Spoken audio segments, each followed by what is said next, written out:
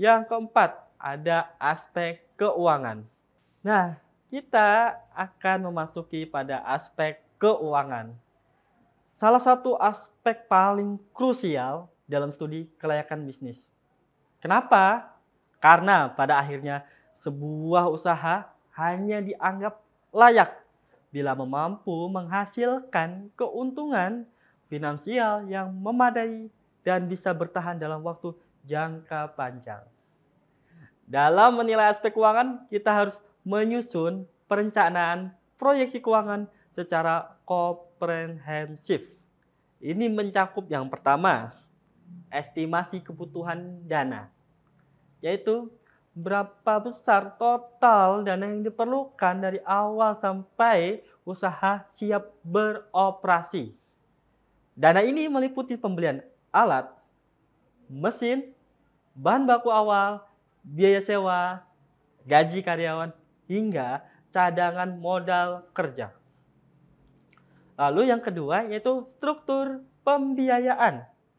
Artinya, sumber dari dana tersebut apakah dari modal sendiri, investor, pinjaman bank, crowdfunding, atau skema kerjasama bisnis. Masing-masing sumber memiliki resiko dan konsekuensi berbeda. Lalu yang ketiga, pemilihan bentuk investasi. Misalnya, membeli atau menyewa peralatan. Membeli memberi kepemilikan jangka panjang tetapi butuh modal besar. Menyewa lebih fleksibel tapi bisa lebih mahal dalam jangka yang panjang. Lalu skema yang terakhir yaitu skema kerjasama. Misalnya dengan pihak ketiga dalam bentuk joint venture, franchise, atau build, operate, transfer. Setelah seluruh biaya dan sumber dana dianalisis, kita perlu melakukan analisis kelayakan untuk menggunakan alat ukur keuangan. Yaitu, yang pertama ada NPV. Apa sih yang dimaksud dengan NPV? Yaitu Net Present Value. Yaitu menghitung selisih antara nilai sekarang dari arus kas masuk dengan nilai sekarang dari arus kas keluar. Jika NPV positif, berarti proyek layak dijalankan. Lalu yang kedua, yaitu ada IRR, Internal Rate of Return. Presentase tingkat pengembalian investasi.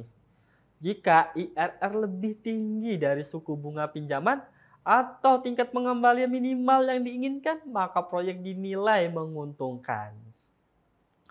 Lalu yang ketiga, yaitu ada payback period. Mengukur seberapa cepat modal awal bisa kembali. Semakin singkat waktu pengembaliannya, semakin baik. Namun, tidak cukup hanya melihat hasil hitungan saja. Kita juga harus mempertimbangkan faktor risiko keuangan. Fluktuasi nilai tukar, inflasi, perubahan biaya bahan baku, dan tren pasar. Jadi, aspek keuangan bukan hanya tentang angka, tetapi juga tentang strategi dan manajemen risiko. Jika sebuah proyek menunjukkan angka yang bagus, tapi terlalu beresiko, maka bisa jadi tetap tidak layak untuk dijalankan. Lalu aspek yang kelima, yaitu aspek ekonomi dan sosial. Sebuah aspek yang sering dianggap sebagai pelengkap, padahal dampaknya sangat besar, terutama dalam konteks pembangunan keberlanjutan. Pertama, dari sisi ekonomi, kita menilai seberapa besar kontribusi proyek terhadap perekonomian masyarakat sekitar. Apakah proyek ini menciptakan lapangan kerja yang baru bagi masyarakat lokal? Apakah ada peningkatan penghasilan masyarakat, baik secara langsung sebagai karyawan maupun tidak langsung seperti pemasok, pedagang, atau jasa pendukung. Misalnya, pembangunan pabrik di daerah terpencil bisa menjadi pemicu munculnya usaha-usaha kecil seperti warung makan, laundry, atau penginapan, maka proyek ini bisa menjadi motor penggerak ekonomi lokal. Selain itu, kita menilai efek pengganda atau multiplier effect. Ini artinya setiap rupiah yang diinvestasikan tidak hanya menghasilkan keuntungan bagi investor, tapi juga menimbulkan aktivitas ekonomi yang lebih luas di lingkungan sekitar. Lalu dari sisi sosial, kita lihat bagaimana proyek ini berdampak pada kesejahteraan masyarakat. Apakah proyek ini menyediakan fasilitas umum seperti jalan, jembatan, air bersih, listrik, pendidikan, atau tempat ibadah? Apakah proyek ini mampu meningkatkan kualitas hidup masyarakat sekitar?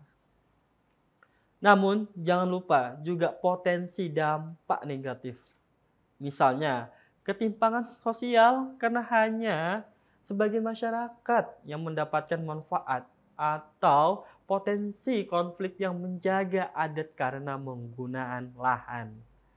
Maka dalam studi ini juga penting mengadakan survei sosial, dialog dengan tokoh masyarakat, atau menyusun rencana tanggung jawab sosial perusahaan atau biasa kita sebut CSR.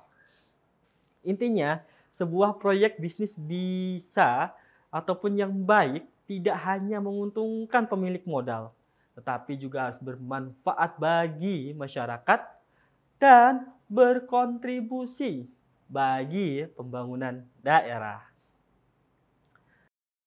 Lalu ada aspek yang keenam, yaitu aspek yuridis. Kita tahu bahwasanya aspek yuridis yaitu aspek hukum dari bisnis atau proyek yang akan dijalankan. Legalitas usaha adalah fondasi utama agar bisnis bisa berjalan lancar dan tidak bermasalah di kemudian hari. Yang pertama, harus dipastikan ada bentuk badan usaha. Nah, apakah bisnis ini akan didirikan sebagai perseorangan, CV, firma, PT, atau koperasi? Masing-masing bentuk memiliki konsekuensi hukum dan perpajakan yang berbeda. Misalnya, PT memiliki pemisahan antara harta pribadi, harta perusahaan, sedangkan usaha perorangan tidak. Setelah itu kita memastikan seluruh izin dan dokumen resmi telah dimiliki. Seperti yang pertama ada nomor induk berwirausaha atau biasa kita kenal dengan NIB. Lalu yang kedua ada surat izin usaha perdagangan atau yang biasa kita kenal dengan SIUP. Lalu yang ketiga, ada daftar perusahaan atau yang biasa kita kenal dengan TDP. Lalu yang keempat, ada izin lokasi dan izin mendirikan bangunan. Biasanya kita kenal dengan sebutan IMB. Dan yang terakhir, yaitu terkait dengan izin lingkungan. Jika proyek berdampak pada lingkungan, maka kita perlu menjaga agar lingkungan tidak terdampak negatif. Jika proyek melibatkan impor alat, ekspor produk, atau menggunakan bahan berbahaya, maka juga perlu izin tambahan dari kementerian terkait. Aspek yuridis juga mencakup perlindungan hak kekayaan intelektual atau biasa kita kenal dengan HKI. Seperti merek dagang, paten, desain industri, dan hak cipta. Hal ini penting agar produk atau teknologi kita tidak ditiru oleh pesaing tanpa izin.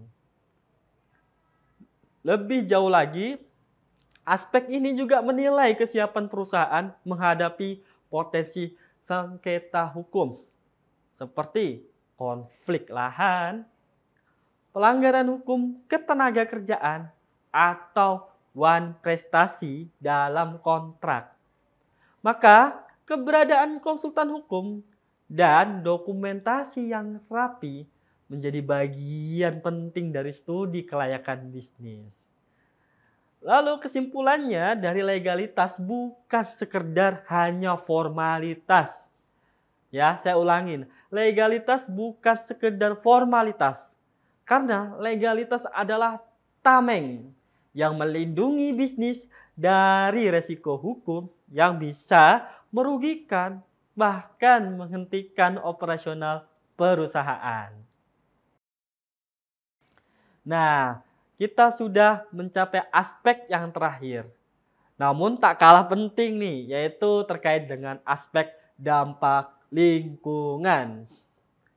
Di era saat ini, kesadaran akan lingkungan hidup menjadi semakin penting.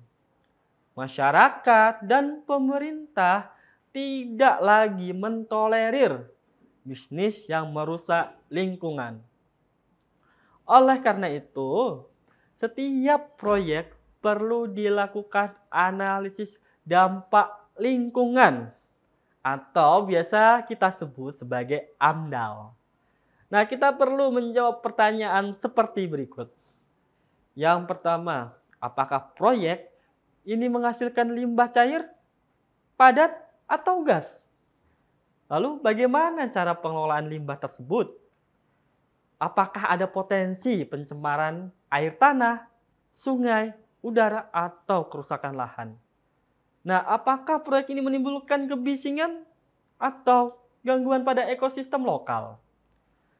Misalnya, dalam pembangunan pabrik di daerah dekat dengan pemukiman padat penduduk, bisa menyebabkan masalah jika tidak ada sistem pengolahan limbah yang baik. Atau proyek perkebunan besar bisa menyebabkan deforestasi jika tidak diawasi. Oleh karena itu, penting untuk menyusun rencana mitigasi dampak lingkungan sejak awal.